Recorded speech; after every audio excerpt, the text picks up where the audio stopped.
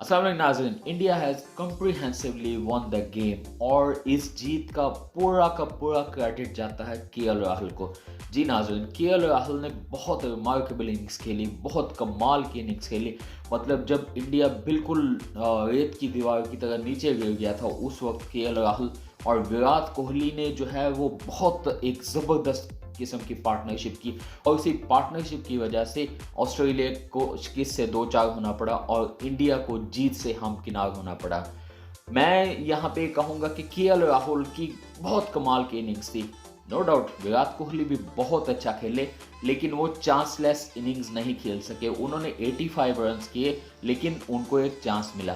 अगर उनका कैच पकड़ा जाता तो इंडिया उस वक्त बहुत मुश्किल में आ सकता था, बहुत ट्रबल में आ सकता था।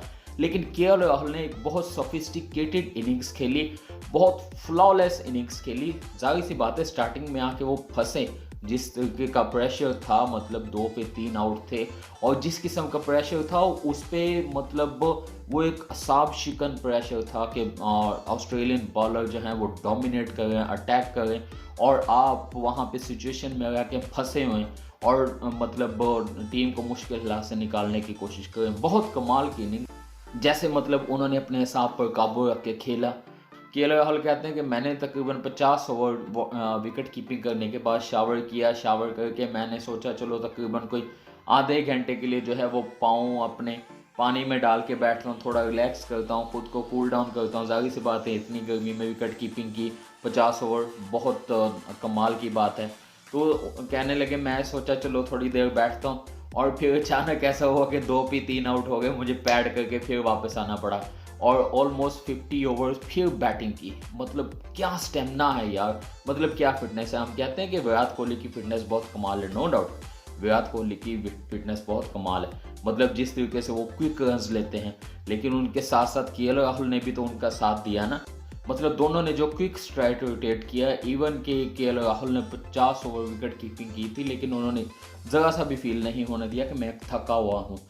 मतलब ये है कि इंजरीज के बाद रिकवर होके आना कोरोना के बाद और फिर पूरी टीम के ऊपर अपना डोमिनेशन जाहिर करना, अपना पूरा इम्पैक्ट डालना, कमाल किया राहुल। मतलब एक बहुत अच्छी ज़बरदस्त किस्म की इनिंग्स के लिए ऑस्ट्रेलिया को हिलने ही नहीं दिया। चेन्नई की विकेट जो है डेफिनेटली वो स्पिनर्स के लिए बहुत सूटेबल है और उसी हिसाब से इंडिया ने 3 स्पिनर्स को खिलाया। लेकिन एक बात समझ से बाहर है कि ऑस्ट्रेलिया जो है, ऑस्ट्रेलिया ने ड्यू फैक्टर को अपने माइंड में क्यों नहीं रखा। ऑस्ट्रेलिया को पता था कि स्पिनर्स जो हैं उनके लिए ये बहुत सूटेबल विकेट है, तो ऑस्ट्रेलिया ने टॉस जीतकर बैटिंग पहले क्यों की। ऑस्ट्रेलिया ने टॉस जीतकर बैटिंग क्यों नहीं दी इंडिया को।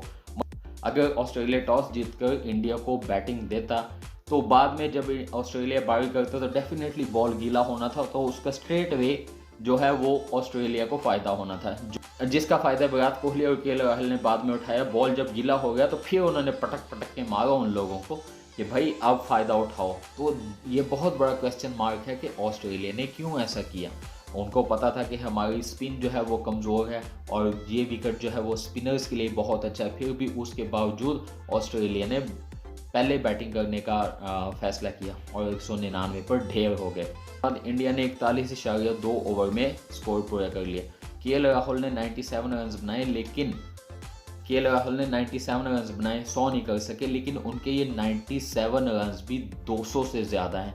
मतलब जिस किस्म की उन्होंने इनिंग्स खेली, जिस सिचुएशन में उन्होंने ये इनिंग्स खेली, वो 200 से ज़्यादा हैं। फिर उसके बाद इंडिया की बॉलिंग बहुत अच्छी रही। बुमराह ने बहुत कमाल की बॉलिंग की, 10 ओवर में 35 रन दिए, 2 खिलाड़ी आउट किए। सिराज ने रिमार्केबल बॉलिंग की, 6.3 ओवर में 26 रन, 1 आउट। अश्विन ने 10 ओवर में 34 और फिर 1 आउट किया। यादव ने जो है 10 ओवर में 42 रन और 2 आउट किए। रविंद्र जडेजा ने 10 ओवर में 28 रन दिए और 3 आउट किए। आज के स्पिनर्स में जो मैजिशियन थे वो रविंद्र जडेजा रहे। स्पिनर्स ने टोटल 6 विकेट्स हासिल की उनकी और मुकम्मल तौर पर डोमिनेट कर दिया। स्मिथ और डेविड वार्नर जो है ऑस्ट्रेलिया की तरफ से थोड़े टॉप स्कोरर है। उसने डेविड वार्नर ने 41 रन किए और स्मिथ ने 46 रन किए।